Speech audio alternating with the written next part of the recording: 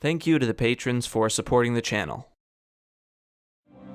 Chains, a script in hand, he ventures for a camera stand to film, of course, a plot to unravel. For this he's prepared. Once more he will travel. Don't hug me, I'm scared.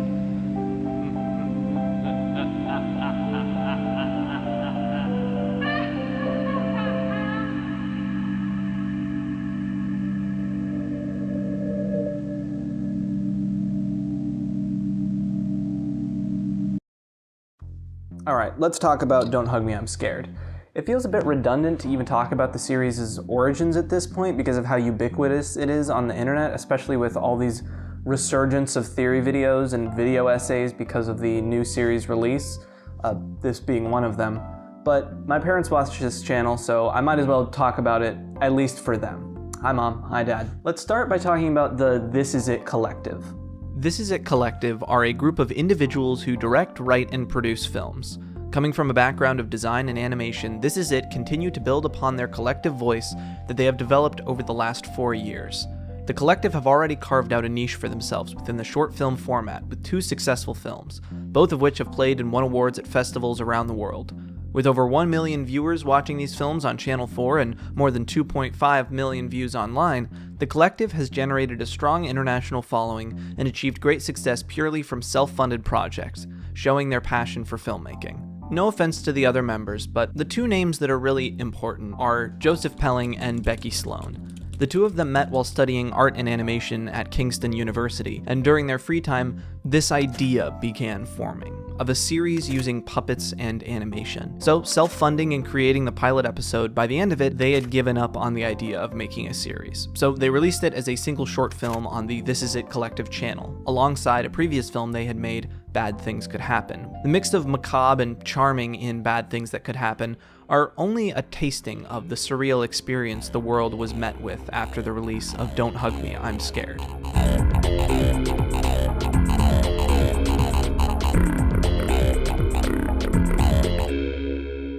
Alright, let's just hop right into it. At 3 minutes and 25 seconds, it's the shortest video we'll be covering and is comparatively a lot less dense, essentially following these 3 characters, the red guy, the yellow guy, and Duck. It starts with the trio just sitting at a table when this happens. What's your favorite idea? Mine is being creative. How do you get the idea? I just try to think creatively. This talking notepad begins a song teaching the 3 about creativity, like seeing things in the clouds and your imagination. However, there are a couple odd moments where the teacher's motives and methods get a bit questionable. Blue. Green. Green is not a creative color. I might paint a picture of a clown. Whoa there, friend, you might need to slow down.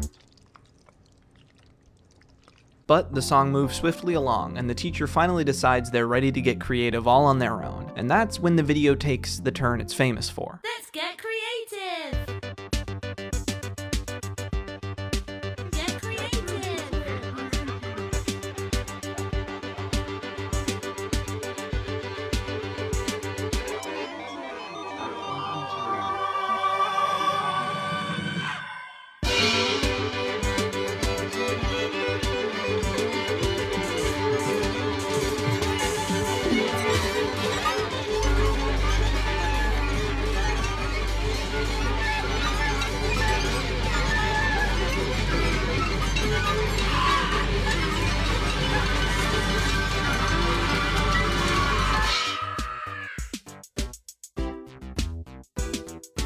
Now let's all agree to never be creative again.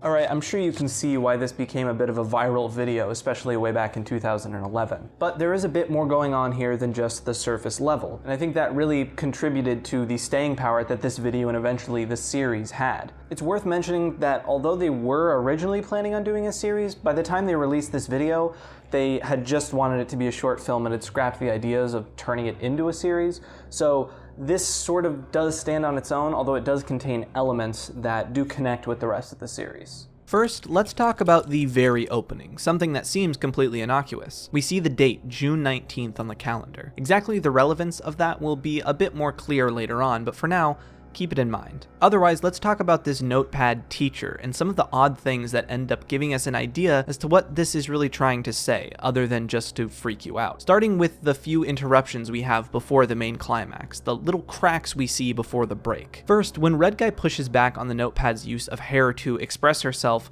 where the teacher repeats herself again, slightly more forcefully. Take a look at my hair. Cool. I use my hair to express myself. That sounds really boring.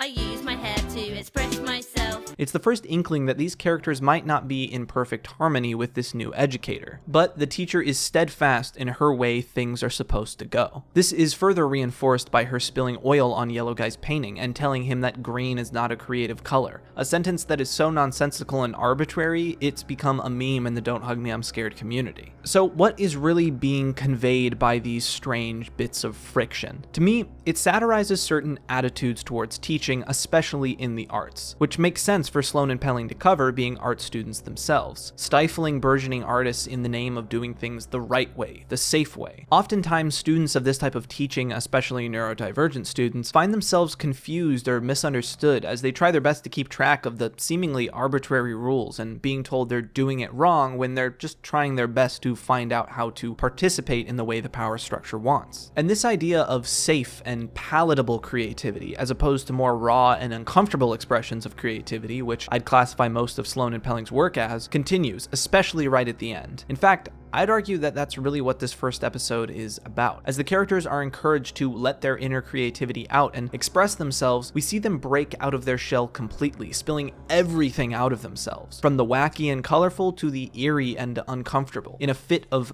animalistic expression. We even get a fourth wall break, which will be a recurring theme, and it feels like it works both as an expression of this intense metaphysical creativity that makes you question your very existence, but also as a peek behind the curtain, a signal not to take everything literally. They're a show, a production. It's not actually happening, so look at what it represents. Don't necessarily try to figure out the exact details of everything that ever happened, which is something that I think happens all too often when people try to analyze works like Don't Hug Me I'm Scared. The larger themes are left behind in the minutia of finding out the truth that there likely never was to begin with. Anyway, this fourth wall aspect will keep coming up, and I do think there's a bit more to it that we'll get into in a bit, but for now, that was the first Don't Hug Me I'm Scared. I will say, looking at it now with the larger presence of theory and video essay content, it's actually pretty wild thinking back at the way a lot of people initially saw this video. Just a weird viral video with a spooky, gross twist. Looking at it now, especially with the context of the rest of the series, it's pretty clear they were doing something really special here right from the start. Despite having initially decided to scrap the idea of turning it into a full series, with the explosive response they got, they decided to try and turn it into a web series, and a Kickstarter and a few teasers later, the second episode, Time, was released in 2014, and the This Is It Collective channel was renamed to Don't Hug Me I'm Scared. This time beginning with the trio sitting around the TV remarking that there's Not enough time! before their show comes on. Much like last time, an inanimate object comes to life, a clock, who apparently became a Tumblr sexy man after this, and begins singing a song, teaching the group about time. It's worth noting a couple things about the introduction of this clock. The first being that Red Guy has this brief moment of confusion when the clock appears. There's always time for a song. What? Who is that? As well, the date June 19th appears again, this time with the year 1955. Just like the notepad before him, the clock has a few moments of his facade cracking. From more innocuous and humorous moments, What do you mean? We're already clean. Scrub, scrub, scrub till the water's brown. Let's go on a journey through all time, a time that's changing all the time. It's time to go to time. to more unsettling or forceful slips. But we don't really want to.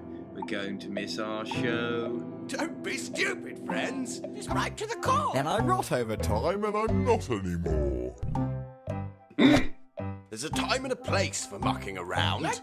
Also worth noting, we have a couple little asides where we meet Yellow Guy's dad, who's referred to as Roy.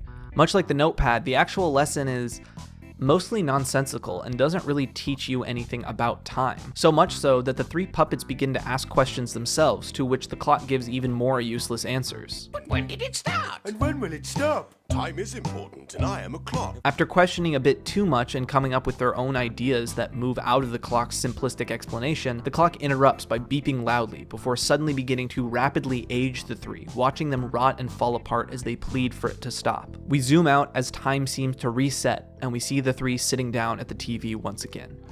The end. It's out of my hands, I'm only a clock. Don't worry, I'm sure you'll be fine. But eventually everyone runs out of time.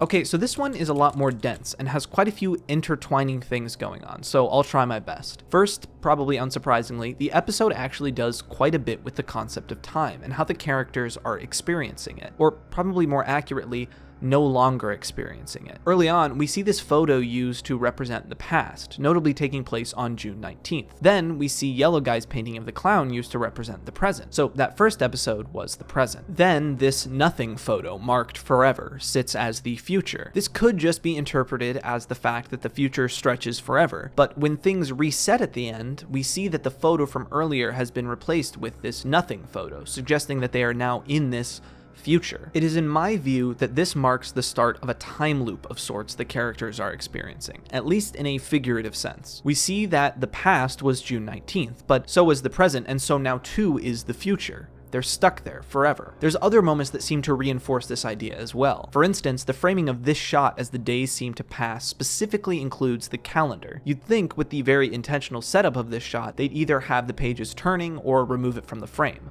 But no, we see that even as the days appear to pass and the characters appear to age, the date stays the same. They are stuck here forever. But it's not that it necessarily resets entirely. It's not a Groundhog's Day situation. We can see this because after they've seemingly been set back to the beginning, along with the photo changing, Duck's eye is lying on the ground. They haven't forgotten or been placed back again. These experiences stay with them. Another important element that this episode doesn't necessarily introduce, but definitely doubles down on, is the almost cult-like teaching style. While the notepad did have her strange and off-putting moments, she seemed pretty banal compared to the absolute shit show that followed at the end of that first episode. But here, the disturbing turn is taken by the clock, not the trio. And what is it that leads to these acts of hostility? Whenever the characters begin to start pushing back or question the lesson. Initially, it's just anger at their behavior, similar to moments from the first episode, pushing the safe and right way to do things.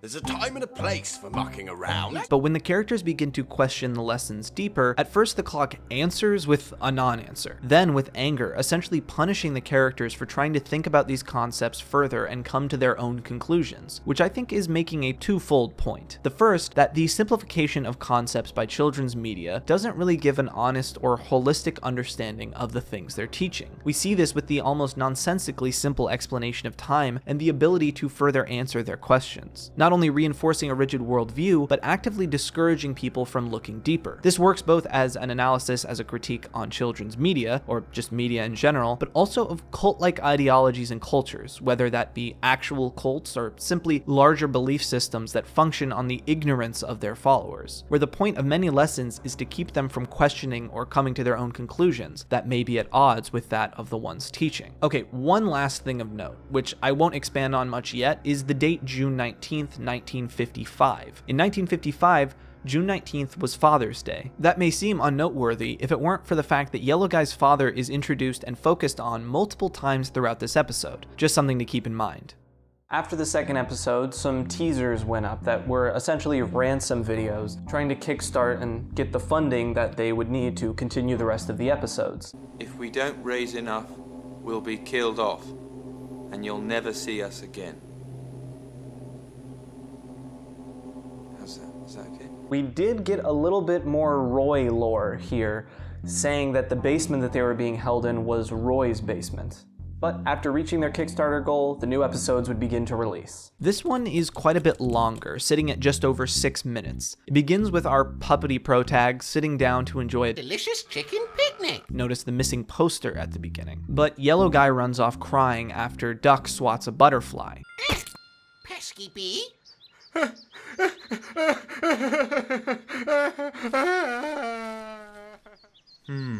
He seems upset about something. I wonder what will happen. While Yellow Guy sits alone, a Little baby pigeon. comes by and offers a helping hand, beginning a song to teach Yellow Guy about love. And together we could understand about love. Huh? I feel tingly. Yes, that's love, my friend. And it's time for you to learn all about it. Taking him to a world of all his friends who, You know all about love. despite a few odd moments, We love you. You love us too. I love you too, furry boy. Harder. at first, the worst thing you could really accuse these teachers of being is really corny. However, the first real moment to question is when the Yellow Guy tries to express love himself, but like every episode before, he's told that he's not doing it right. I love my friends, so I give them a hug. I made this for you because I love you so much. I love my pet cause he's a crab. I love this tree and I love this stick and I love No, that's not how it's done. You must save your love for your special one. Understandably, Yellow Guy doesn't seem to understand, to which the baby pigeon attempts to explain it in a story about Michael, the loneliest boy in town. This is the story of Michael, the loneliest boy in town. This is the story of Michael, the ugliest boy in town. Ugly and weak, they called him a freak, so he lived on his own underground. He lived on his own underground. He lived on his own underground. You see, everyone has a special one. Even Michael! Okay. Continuing, their explanation of love starts to become more overbearingly heteronormative and evangelical. You have to save your love for your Special one. My special one? Everyone has a special one, He's made for her. she's made for him. That's the way it's always been. And it's perfect. And it's pure. And it's protected with a ring. That's the way that all love goes. But it takes an even sharper turn with their last bit of explanation. Forever! And now we all worship our king. Our king. Our king. His name is Malcolm. He is the king of love. We must feed him. We must feed him gravel. Suddenly, we begin to see the true nature of this pigeon and his friends. It's a cult. Also notice Roy standing in the background and... Wait, Red Guy and Duck? The other teachers? At the crescendo of the song, Yellow Guy wakes up to realize it was all a dream, or perhaps another part of the loop. Red Guy and Duck have found him by now and offer him... Last boiled egg. And that's the end of that. So let's start with the most obvious comment this episode is making about religious cults. It actually aligns almost perfectly with the typical traits of a cult, the indoctrination process. Preying on people in vulnerable states, beginning with friendly outreach promising to solve their problems, slowly introducing the rules softly at first, guiding them away from the outside world with explanations of the dangers of those who aren't enlightened, enforcing the rules a bit more firmly now that you've committed, and the next thing you know, you're feeding gravel to Malcolm. But outside of just the very obvious cult parallel, it does connect back to what we were talking about in episode 2. It's not just a gross oversimplification, but a really harmful and narrow worldview. Love is only between a man and a woman, traditional marriage is the right way, all love is like this. It's a pretty classic traditional family value stuff we hear about all the time that can be used to maintain homophobic views. If all love goes this way, then anyone not doing that, well, that's not real love. And unfortunately, that sort of harmful messaging is all too common, especially recently, and it leads to real damage. And aside from just that aspect, it also just reinforces ideas about love needing to be forever and true, to mean something, when it's not always the case for everyone, and can lead to issues with expectations for people who are caught up too deeply in that idea of true love. Aside from those, I think that the missing persons poster actually loops back around to this time loop idea, and maybe even the cult concept. We see that they've been missing since June 19th. This could be taken literally, that this strange world they inhabit has taken them completely away from the outside world. In another way though, it's this idea that since that date, they've been stuck there, unable to move on with the rest of the world, and you can take that literally or just figuratively. This one is my favorite, both in its execution of horror and its song. We start with the trio sitting around a board game where, oh, look at that, another missing poster. Anyway, they pick a card that gives them the question, what is the biggest thing in the world? That's a tricky one. At this point, they're just waiting for one of these teachers to appear, seemingly this globe to come alive. And then, it does. Wow, look! I'm a computer. I'm a computery guy. So this one is actually teaching them about using the computer and the digital world. It goes much like previous episodes, with vague and nonsensical explanations of the concept, with some awkward moments as the red guy tries to get a word in. Maybe you could help us answer this question. What is the biggest Clever. I'm very clevery guy. Wow. Actually, we already have a computer. Great news. But things start going a bit off the deep end when the computer starts asking for an overwhelming amount of information. Red guy gets annoyed and... What is your blood type? Are you allergic Shut to up! Don't touch me! What?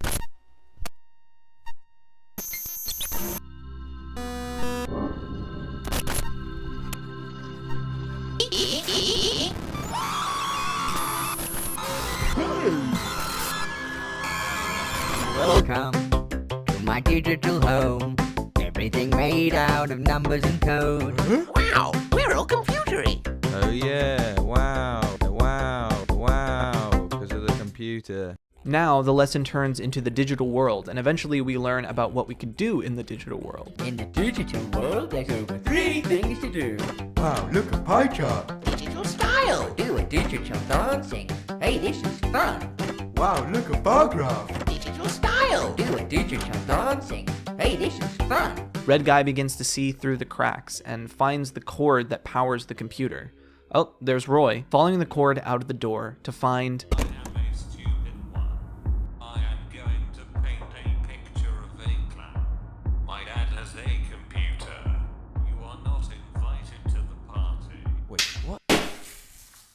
Yet another fourth wall break, and Red Guy's mind is literally blown. What will become of Red Guy in the next episode? Will things reset again? We'll have to find out in episode 5. But first, let's analyze this a bit. Alright, yet again, the behavior of the teacher is especially of note. The thing that's most interesting to me is that it opens with a different teacher before the computer interrupts and begins teaching a lesson that is completely unrelated to what the group was initially focusing on. And it's attempting to fix a problem they don't have. They already have a computer. They're being dragged away from learning themselves and being taught whatever these teachers want them to know. We're seeing the intrusive nature of these teachers increase. Outside of that, thematically, we're seeing a quick step away from our usual commentary on education, and this time it seems more focused on things like the internet and the digital realm, an area Pelling and Sloan are obviously well versed in, being fairly big web series creators by this point. First, with the endless amounts of data collection that the current online ecosystem is essentially entirely functioning around, and then this sort of addictive feedback loop that the internet gives us. Despite there being endless amounts of information and things to do on the internet, you're only being shown this small sliver of it, and it can actually become a habitual cycle. For instance, one that I was stuck in for a long time: check Twitter, watch YouTube, read the news, repeat. And it ends up breaking you down. I think this commentary is even more relevant now than it was back in 2015. Finally, I want to talk about the end of the episode, where Red Guy breaks out into this strange production of their own show. This functions in a number of ways. For instance, showing that the series functions as more of an allegory, like I talked about before. These are fictional characters. These are stories being created in the digital world, and they cease to exist when they're not being manifested, when they call cut. Aside from a callback to the first episode's fourth wall break, I don't think this is showing that the Red Guy died. It's more that he became aware of the nature of his reality. But exactly where he's ended up now can only be speculated about without moving on to the next episode. Right from the start of this episode, we see something's wrong. The Red Guy is nowhere to be seen, and Duck and Yellow Guy seem to notice that something's missing, but aren't exactly sure what it is. We see a drawing change right in front of us, where Red Guy goes from sitting with the group to outside the window. But before they can figure it out, a new song starts with multiple teachers. This one is probably the most deranged right from the start. It almost seems frantic in the way it's almost hastily performed. Are you hungry? You look to be a bit hungry. No. Do do do do. Lots of people get hungry. And it's definitely the most wrong about the topic: how to eat healthy. The food groups can easily be sorted using the simple health shape. Choosing normal, plain-looking foods such as bread, cream, white sauce, and aspic keep the body ticking over just nicely. Fancy show-offy foods like cooked meats, fruit salad, soil foods, and yolk. These foods will clog up the body with unnecessary detail. Everyone has the teeth go grey. Just eat yeast and it'll go away. But how much have you had today? Too much yeast makes your teeth go grey. That doesn't make sense. While Yellow Guy seems to, as usual, simply go along with it, Duck continues to push back, sometimes questioning the lesson, sometimes trying to leave before being pushed back in. Throughout the lesson, it's interrupted by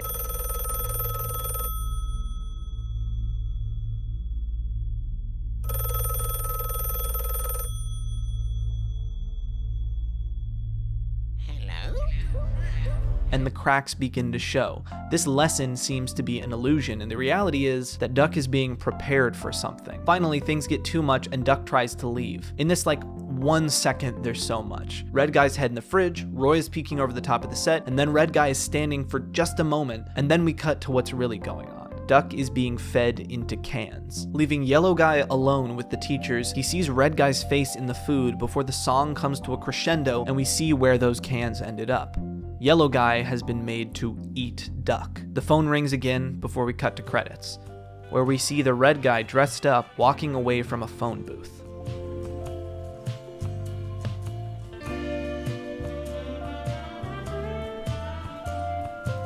Alright, let's try to unravel this.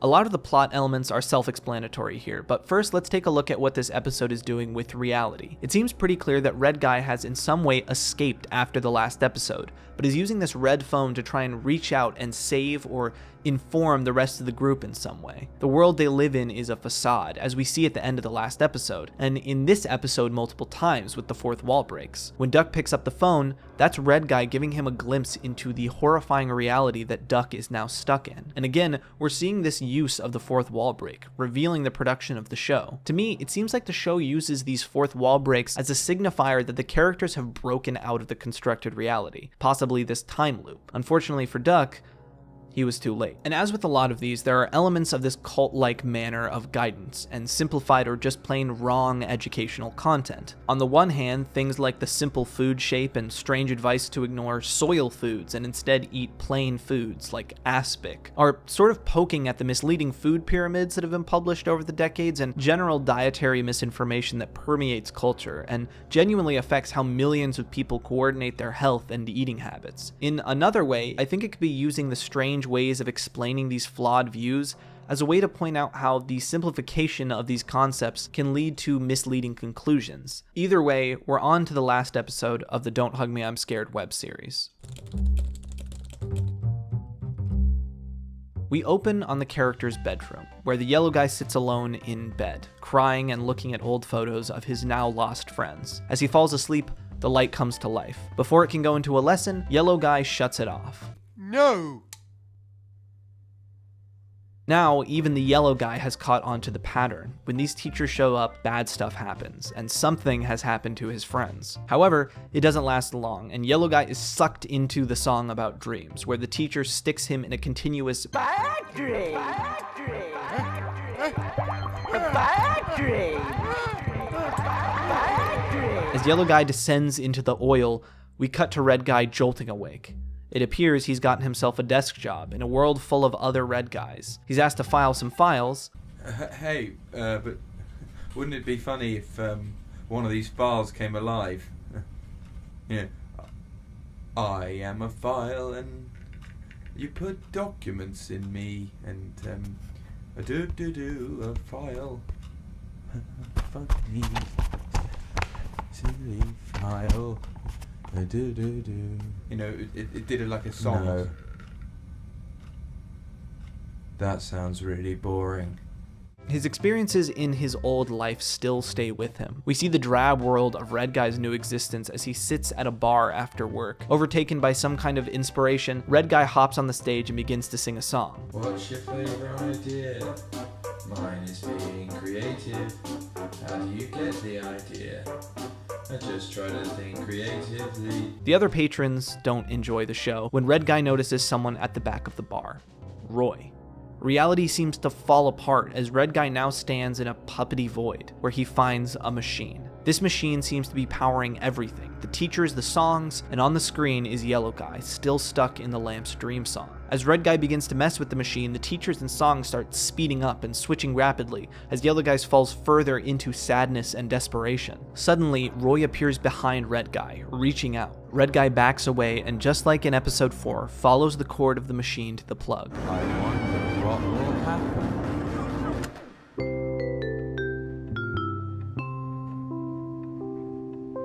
We cut to the trio in the house again, now with different colors, as the calendar changes from June 19th to June 20th. What's your favorite idea? Okay, there's a lot to unpack here, and it's definitely one of the weirdest, and that's saying something for this series. To start, let's talk about Red Guy's new life. Aside from being inhabited exclusively by other Red Guys, his mundane new world looks very similar to ours, and very different from the cartoony world of his past. From what we see in the previous 2 episodes, we're looking at where the Red Guy escaped to, a representation of the outside world, both outside of this loop we've been talking about, but also the outside world, a sort of played-up mundanity that contrasts the colorful and surreal nature of Red Guy's previous world. But we see that physically being there isn't the only thing that ties him to it. He's having trouble adjusting to the real world, and we see that full force when his reality collapses and he's sucked back into the puppety realm again. It's not that easy to cut the ties of his past. Next, I want to talk about Roy's role in all of this. Throughout every episode since episode 2, he's been somewhere in the video, sometimes so subtle you may never noticed it, even appearing outside the set of the film. Especially with his appearance at the end, it seems pretty clear to me that Roy is in some way masterminding this whole thing, using the machine to control the trio's lives, and in some cases, end them. The nature of this control isn't entirely clear, but we'll get into the larger theories about that in a minute. The next thing I want to talk about is the very end, when the characters reset in new colors and the calendar moves forward. To me, this represents the trio being able to finally break free of this loop and the influence of Roy's control. These new colors seem strange until you remember the colors each character said was their favorite in the very first episode. Arrange them into your favorite color. Blue. Along with time starting to move again, this seems to suggest that the characters are finally allowed to be who they want to be. However, things get a little more complicated with the very last shot. What's your favorite idea? Exactly what that is implying is unclear, but to me, it feels almost like the cycle is starting again. Despite moving on, it almost feels like they're falling right back into the same trap. But it's worth noting, the first episode is the only one without Roy in it, maybe implying a more hopeful ending. But now, having broken down the entire original web series, I want to take a wider look at it, but I might need some help. I forgot to ask the Knowledge Lion.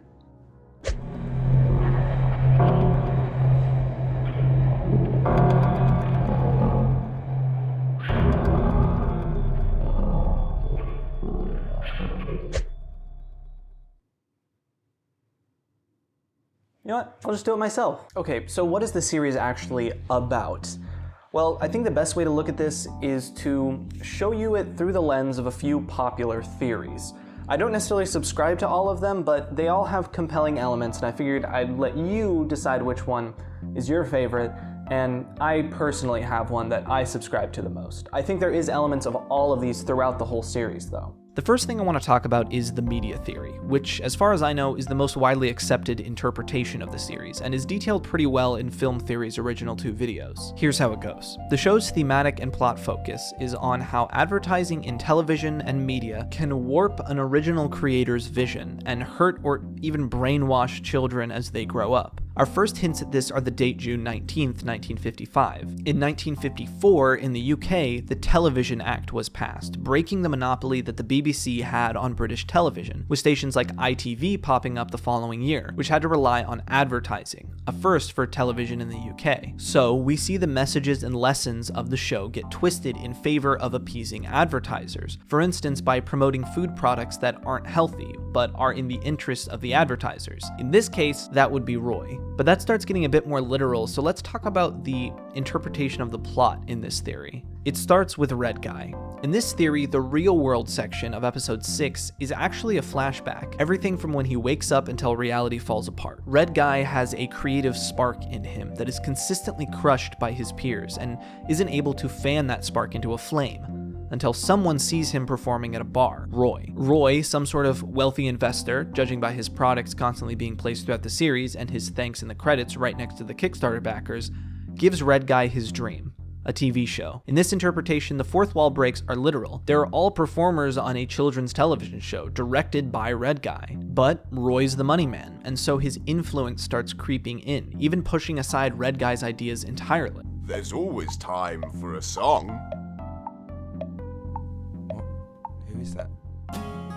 Wow, look! I'm a computer. Red Guy eventually moves off the production, leading to even more disturbing product placement and further corruption of Red Guy's creation. Duck gets canned, literally, and now we're left with nepotism at its finest, with Roy's own son being the sole star of the show. When Red Guy sees how far gone things have become, he pulls the plug on the show entirely, at least somehow, and starts anew. Maybe with a lower budget, but with what the show was truly meant to be. Roy's control, represented by Father's Day, is finally gone, and the show starts anew, with the first song Red Guy wrote for the series. To be fair, both thematically and plot-wise, there's a lot going for this theory, with even outside media seeming to suggest that Roy is some larger production figure. Craig's Big Day, a strange project created by Sloan and Pelling during the production of Don't Hug Me, I'm Scared, which features someone named Roy as the director. And especially when you start to understand that Sloan and Pelling specifically turned down larger investors when looking to make more episodes after the first one, opting to be Kickstarter funded so that they could keep creative control. So the elements about advertisers changing a creator's original vision seem to make sense. And I do really like the twist of the prologue section. However, I'm not 100% convinced by this interpretation of the plot, especially after the last episode. A few people threw their own hats into the ring, notably Inside a Mind and Quentin Reviews. And their alternate theories, I think, hold some water as well. The crux of this theory is that Red Guy and his real world are just that, actually the real world. And Red Guy is the only one of the trio who's real. Duck and Yellow Guy are his imaginary friends, and this time loop element is Red Guy essentially not wanting to grow up. We're looking at someone clinging desperately to childhood, but it's just not the same. This dreams lesson is literally a dream that Red Guy wakes up from, and he can't seem to move on to the rest of the world, seeing it as dull, with Roy being this manifestation of his fears of adulthood. But eventually he's able to move on, and the new characters we see at the end are showing someone else's future journey in learning this same lesson. Someday we have to grow up. Inside a Mind's video goes a bit more in-depth, but personally, while I think it's an interesting theory, I also think it leaves a lot on the table. This one is my favorite, and I first heard it proposed by Quentin Reviews. While I think thematic elements of all these theories exist in the series, I think if we're just looking at the plot, however surreal and unconventional it is, I think this one is the one I find most compelling. I call it The Cult of Roy. In this interpretation, the episodes act as an allegory to a family. It comes back around to the cult-like teaching methods we've been talking about this whole time. There's an element narratively of organized misinformation in a family setting, like a cult run by Roy, the father figure. We see this in the real world all too often. Sheltered from the real world, a family or small community will form, usually following some older male figure like a father or a self-proclaimed prophet, who both pushes the family away from the outside world and raises them in a sheltered and often abusive home, following the absurd and inaccurate teachings of the one in charge. In this reading of the story, the time loop works almost metaphorically. Time isn't really stuck, but the trio is cut off from the outside world, therefore the progress of the world outside. As well, the date being stuck on Father's Day represents the control Roy has over the household. He stops the characters from learning about the world on their own, instead forcing his views and flawed teachings onto them. Through this lens, we can see Red Guy's escape as someone finally moving out of the control of their abusive household into the real world. The fourth wall break in episode 4 is Red Guy seeing the constructed nature of Roy's reality and literally having his mind blown. The bubble he lived in popped. And that's what most of the fourth wall breaks represent. Someone seeing the sheltered and manipulated lives they've been living. And while he may have escaped, the trauma still haunts him, and the way he was raised affects how he interacts with, well, everything. And though he has tried to move on into a new life, he's still reaching out, trying to help his friends or other family members see the truth too. And that's why when Red Guy calls Duck, Duck sees himself out of the show. He's seeing the truth about his life. But Roy is wary now, taking Duck out of the picture and having Yellow Guy turn on him. But now that Yellow Guy's alone, and he sees what's happened to his friends, it's all starting to fall apart. The first domino has already fallen. The machine is more of a metaphor for Roy's control, and Red Guy forcefully removing Roy's influence. This final ending could be interpreted a couple different ways. It could be the cycle of trauma repeating itself again on a new generation, but personally, I like to think of it more as a hopeful ending. Like I said before, the first episode is the only one where Roy isn't present, and maybe this is allowing the characters to start anew. Alright, now that we have the entire original series broken down, analyzed, and theorized, we can move on to the TV series that was recently released.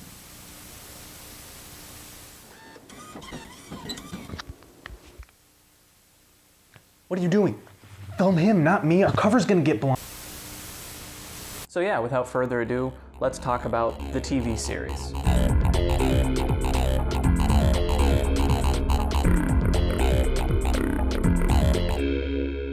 So, the last episode of the YouTube series was uploaded June 19th, 2016. After a bit of a hiatus, news came in the form of a teaser on the Don't Hug Me I'm Scared channel. There was a new season of Don't Hug Me I'm Scared coming, this time on TV. The trailer was made entirely up of footage from a pilot of this new series, which would take place in a town called Clay Hill. Unfortunately, this version of the new series would eventually be scrapped, although most of the pilot has been leaked in clips that are floating around online. And so, the TV version of Don't Hug Me I'm Scared floated in limbo until June 19th, 2022, with the announcement of a full set of 6 new episodes on the British Channel 4, each being around 24 minutes long. And by September, the series would release, giving the long-awaited community over 2 hours of new content to dig into. So, let's get into it.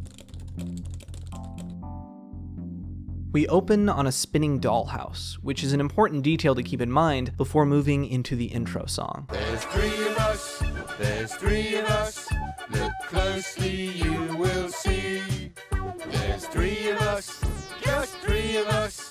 There's him and you and me. We see the trio sitting around the kitchen table, realizing they have nothing to do that day. While Red Guy likes the opportunity to sit and do nothing, Yellow Guy and especially Duck are insistent that they do something, which is where we get our first teacher of the series, a briefcase who begins a song all about the different jobs you can have. You can be the guy who types so fast on computer. Clackety clackety clackety clack. Maybe I could be the one who plants a tree, cuts it down to make a shed. And I will invent a digital currency based around respect. And I would really prefer to do as little as possible or nothing at all. Is that an option?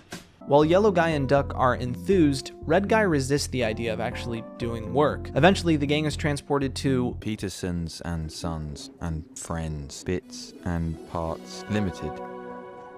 Where the workers turn bits into parts in an endless cycle. Even Duck seems unexcited about this work opportunity. Attention freaks, it's me.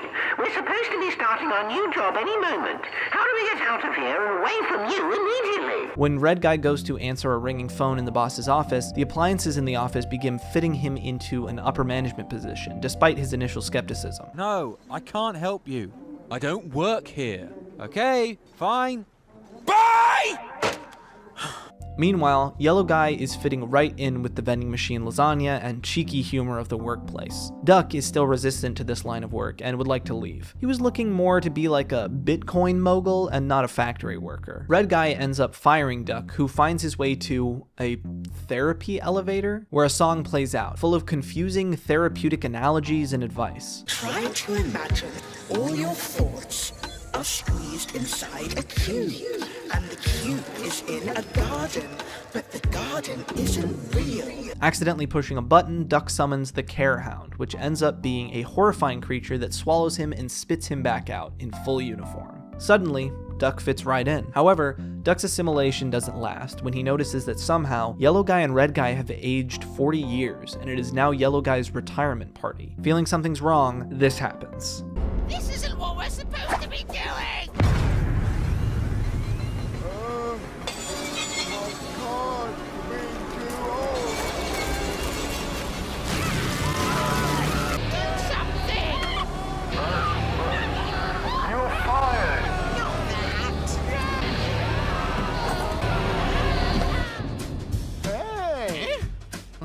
Oh, you can be the one who gets the post from the post box. And you can be anything you want to do. What? A bit jarred by it all, Duck ends with one last question. All of that stuff that we just did. What was it all for? Oh yes, I almost forgot. You've earned this.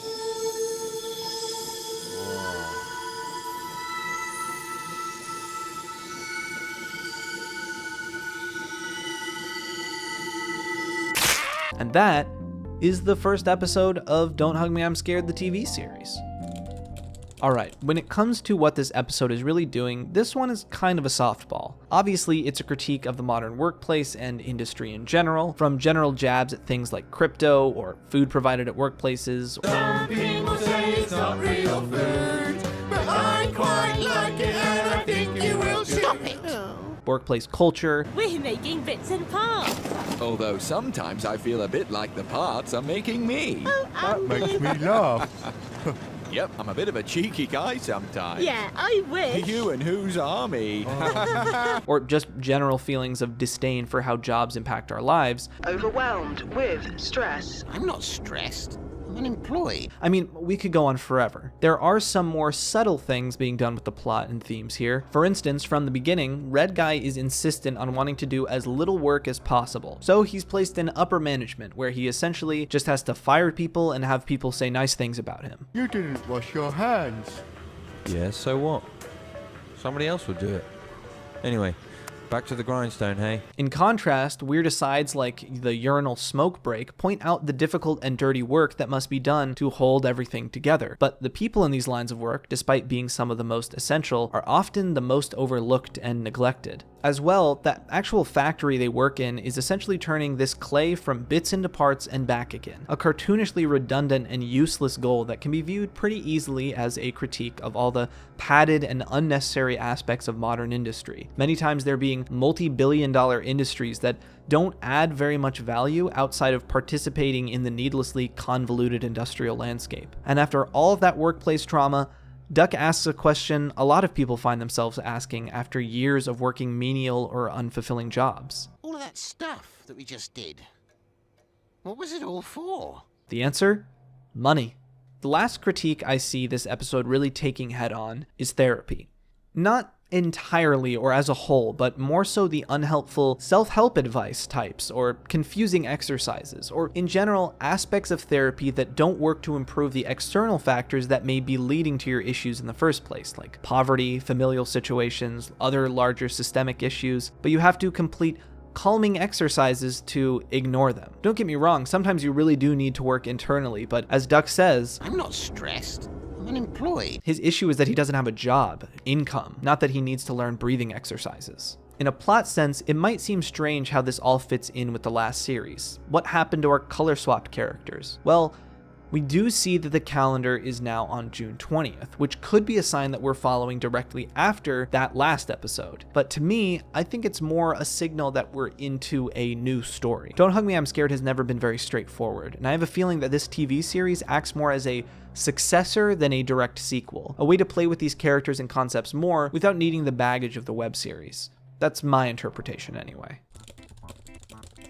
We open with what is definitely my favorite cold open of the series. Well, I'm dead. Yep, he's definitely dead. So after summoning a coffin who explains the next steps, Yellow Guy and Red Guy set up a funeral and a song, which leads to Duck's service. Hey guys. You alright? Where the gravestone reads, David? No, that's not Duck's name, it just appears to have been a mistake. That's his name. He's David. What? That's supposed to be your name. What's his name? What, the stone? It doesn't have a name, it's a stone. Right, this is very confusing. Duck is buried into the ground, and Yellow Guy and Red Guy go home, where they're met with strange, grieving characters who they kick out. Who are they? We're just friends. Friends of David. It wasn't called David. Yellow Guy takes it harder than Red Guy, not quite understanding death. What do you think happens when we die? Do we ever come back? Well, I guess nobody really knows. Some people think we go to a new place, like a paradise. Something tells me that when we die, we go into the center of the earth. Well, it's not quite the center, it's in between the core and the surface. And we must relive our lives, but as a performance for a new super race known as the Council. And every time you get it right, you get £1. But What? Meanwhile, Duck is in with the Coffin, who he annoys the shit out of. Ow! What are you doing? Just keeping track of time. From here, the two survivors of the group attempt to make a new member from a kit, but Yellow Guy doesn't like any of them, leading to the goop used to make the new character come to life itself. Yellow Guy isn't happy with this change, and Red Guy, as usual, doesn't seem too enthusiastic about much of anything. A song about memories plays as Yellow Guy goes to dig Duck up, and Red Guy begins morphing the goop character into a replica of Duck.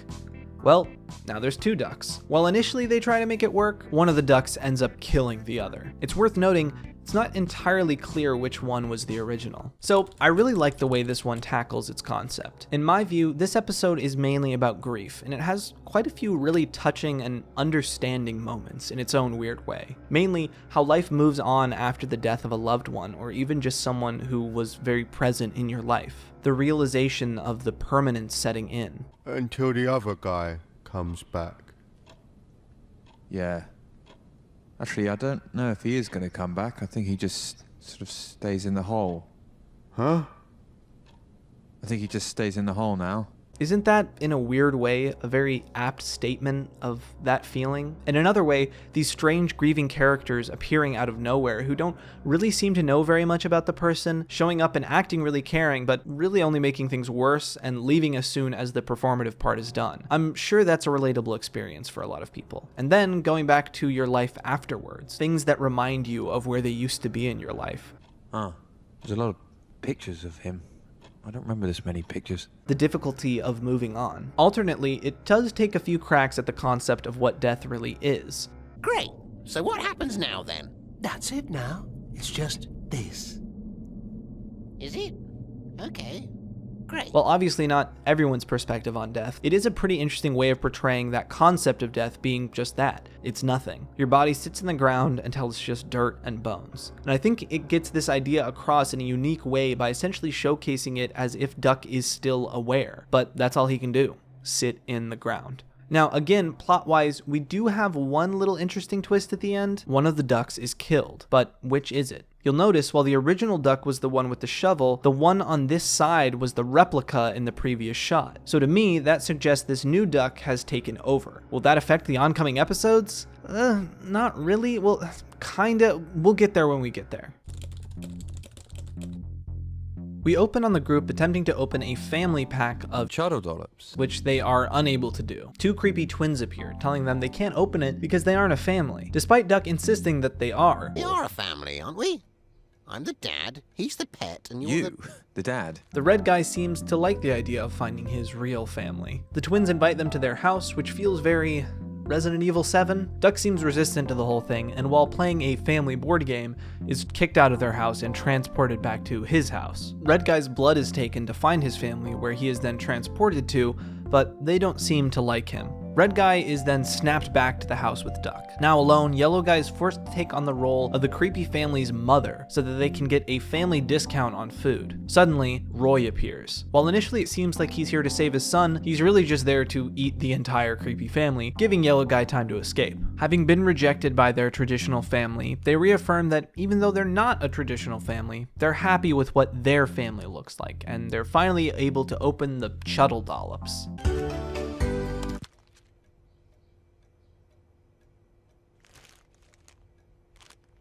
I guess we could share.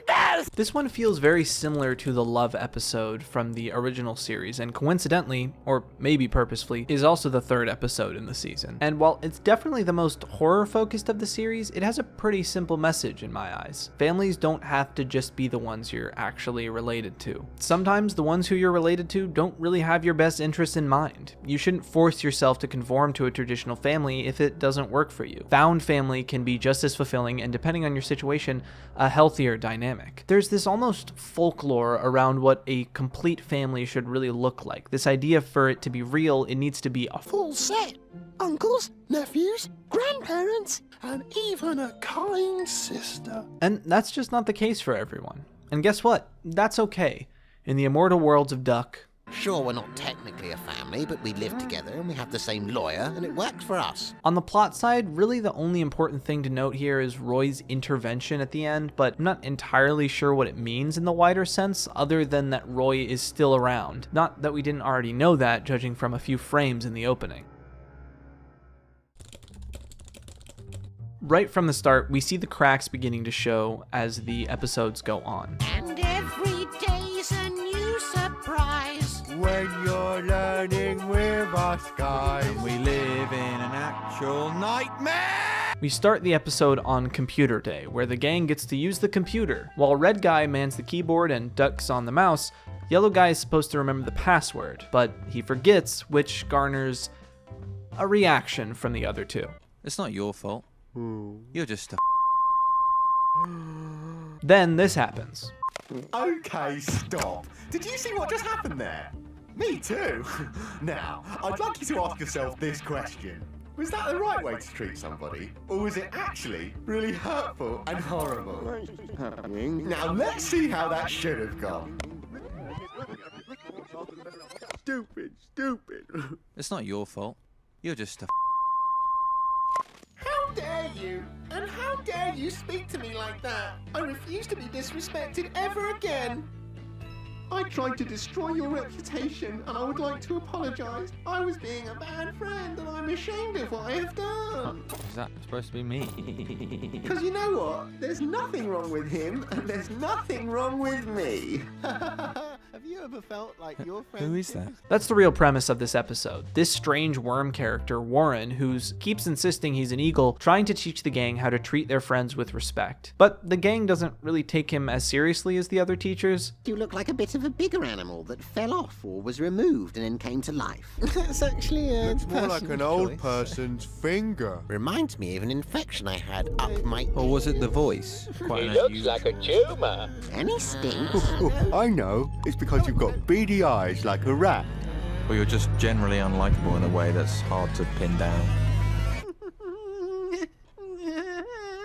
Eventually, the crew remembers the password and are able to get online. I'd like to go on the dark web and look at a picture of a skeleton. But Yellow Guy is upset again, which leads him to retreating to the world in his mind, where his imaginary friends are nice to him. Duck and Red Guy call on Warren to get him out. However, when Warren enters Yellow Guy's mind, being finally treated nicely by the imaginary friends, he decides to stay. However, Warren's general unlikability ends up driving even Yellow Guy's imaginary friends away. Today, I'll be talking about how you grow your business using new methods.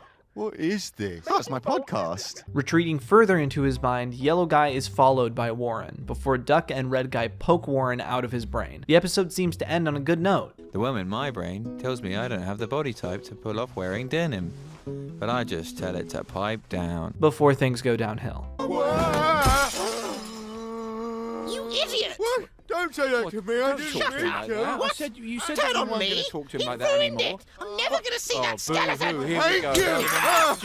I'm dealing with you. Honestly, I don't think this episode is that deep. Mostly, it's about fake friends or generally unlikable people feeling owed to your time, and generally awkward social situations. There's also one fun little moment that I feel like connects in some way to the series' switch from YouTube to TV. I don't want people going around saying we're not online. And this fourth wall break is fun.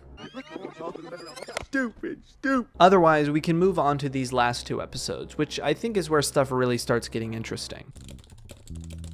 The first thing to note on this episode is right at the start. I'm the one who had a dream where there was stuff like there was another me, and everything was lots of fun. And I went and saw the other ones, and there was a little lumpy one and another windy middle one, and there were things that they had around that I knew what they were, but I don't know now. That's three of us. While this initially just sounds like nonsense, just keep it in mind. Now, much like with the web series, Red Guy is beginning to see the pattern that their lives have fallen into. I want to go somewhere different. I want to get out of this place. Well, that's not allowed. I mean, all we do is sit around and then some guy comes and tells us about banks or vegetables or something. And he wants out, to see what's out there. After a teacher trying to cheat the group about transport shuts down in the form of a car, Red Guy revs the thing up and drives them out of the house, where they attempt to head somewhere else. The GPS attempts to direct them back, along with making a little reference to the previous pilot attempt. I'm sorry, that place doesn't exist anymore. What? What happened to it? Just shriveled up, I reckon. But Red Guy is steadfast in his mission. Aside from a few strange occurrences, I don't like my window. When I look out through it, it looks back in through me. the trio does seem to be getting quite far, and start dreaming of what it will be like to live somewhere else, perhaps as neighbors. In a daydream Yellow Guy has about this, a narrator shows him through his new town before he's hit by a car and snaps out of it. Before they can get anywhere, the car wakes up, trying to stop them. Just then, the cartoony world around them begins falling apart, revealing the real world. Stranded in a junkyard, the group waits for someone to come find them. And then... Journeys made and lessons learned. You may feel like you're alone, but no matter how much the wheels turn, the journey always ends up back at home. Just like the web series before it, the commentary on the nature of the format itself is beginning to show, with Red Guy and eventually the others recognizing the strange and looping nature of their reality. And just like before, Red Guy is the one to break it. But there's a lot of questions this episode brings, most notably, what's up with that ending? To really understand it, it's best we move on to the final episode. We start with things back to normal. It's when you can't remember that over the top of you there's bigger ones that are bigger and bigger, and then over the top of it there's a smaller one of all of it at the top of that. What? Huh? That's not going to fit. What's wrong with you? Huh? Duck gets an electric bill, which he says, Electricity is silly stuff that ought to be free. I think you might be forgetting something, friend. A new teacher appears showing them all the things that are powered by electricity. Yellow Guy then reveals that he is powered by batteries, which have become rusted and decrepit. Duck swaps the teacher's batteries with his, and Yellow Guy suddenly becomes intelligent and aware. After questioning the teachers and the nature of their entire existence, much to the chagrin of the other two. Also, have you guys had a proper look at this bill? It's nonsense. What? Doesn't even say what tariff we're on. Tariff? Stop showing off. I can make up words too, you know. Watch. Tariff. Damn it! Eventually, he notices a set of stairs he's never seen before. The photos on the walls show him images of the ascending stairs as he ascends them himself. Meanwhile, Red Guy and Duck are fascinated by electricity, overloading the system, sending their house into darkness, where reality seems to fall apart, previous teachers inhabiting a dark, seemingly endless void. Yellow Guy finds a room marked Big Boy's room, where he finds two smarter versions of Red Guy and Duck. However, he quickly realizes the constructed nature of this world as well, and that these two aren't really that much smarter. After a similar situation, another level up, he finally makes it to the 3rd floor, where he meets... Who are you?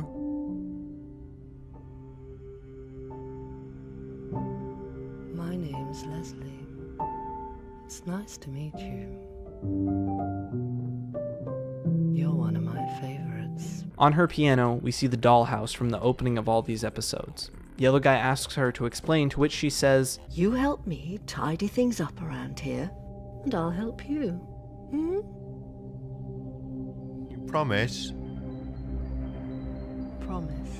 Yellow Guy and Leslie begin resetting the dollhouse, and it's revealed that Leslie keeps many backups. When they finish, Leslie presents Yellow Guy with a book, with strange symbols lining it. He asks to stay with her, but Leslie replies, Oh no. You're not my real son! Only joking. Yellow Guy descends the stairs to show his friends his new discovery, and we see that there's another set of stairs he missed. Going back to the bottom, before he can do anything, Duck grabs his batteries and swaps them back, returning power to the house, but returning Yellow Guy to his previous unintelligent self. Seeming to have forgotten what he was going to tell them, Yellow Guy shreds the book in Duck's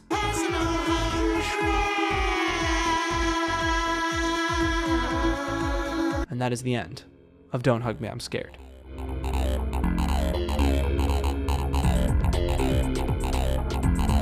Honestly, To really dive into all the questions this episode leaves us, we'll need to take a look at the whole season. So let's move on to our wider lens. So the first question I want to cover here is, who is Leslie? It's a pretty short answer, but Leslie is the puppeteer of this world. She was the one narrating at the end of the 5th episode, and in Yellow Guy's flashback, her name appears on the car and other places throughout the series. She's the architect of this whole world. But how does she fit in? Well, that's really the crux of explaining what this whole season has really been about. So let's start with one of the more popular theories that was outlined in, you guess it, Film Theories video.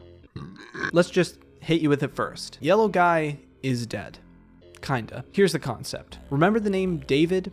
It appears on the tombstone and at first just seems like a throwaway joke. But if we look closer at Yellow Guy's design, we see the letter D is placed on his overalls. As well, the coffin initially thinks Yellow Guy is the one who's died, and in his daydream in episode 5, Yellow Guy is hit by a car. So Yellow Guy is David, who's actually dead? Well, here's where Leslie comes in. Whose voice do we hear calling out to Yellow Guy in that scene?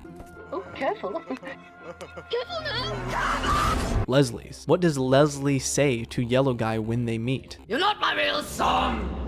The idea is that this world, this fantasy, was created by Leslie after her son was killed, possibly by her after accidentally hitting him with her car, in an attempt to hold on to her child. She created Yellow Guy and a world for him to live in, and the story goes that to ascend those final steps, Leslie must move on and let go, perhaps letting Yellow Guy, her representation of David, move up into the afterlife. Or at least that's the idea. Okay, so I was initially gonna basically go over what game theory and REM games, ideas about what the book really means, decoding it, and their theories about that. But honestly, I think it would be better to just point you to their video. They do a much better job of explaining it than I could. It was REM games' hard work that even came to decoding this in the first place. So check out REM games or the Film Theory video, and we're just gonna move on. So then, what's really up with those final set of stairs?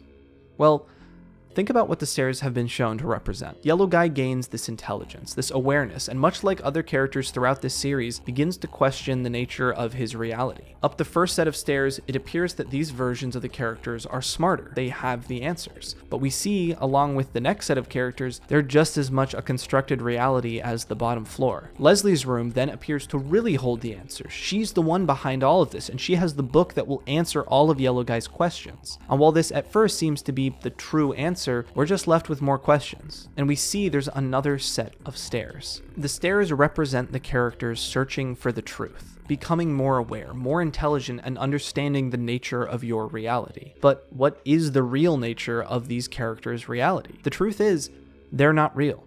They're puppets. They're a television show. Throughout both the web series and this TV series, the fourth wall is constantly broken. The characters are constantly getting glimpses of the fact that they're not real and are shown the production that they exist in. To me, the final set of stairs is the real truth. It would lead to Sloane and Pelling and the whole crew of this show. It would lead to the real world. But of course, Yellow Guy can never get there because he's not real. When the cameras stop rolling, he stops moving. He's just a character. Those are my thoughts, anyway.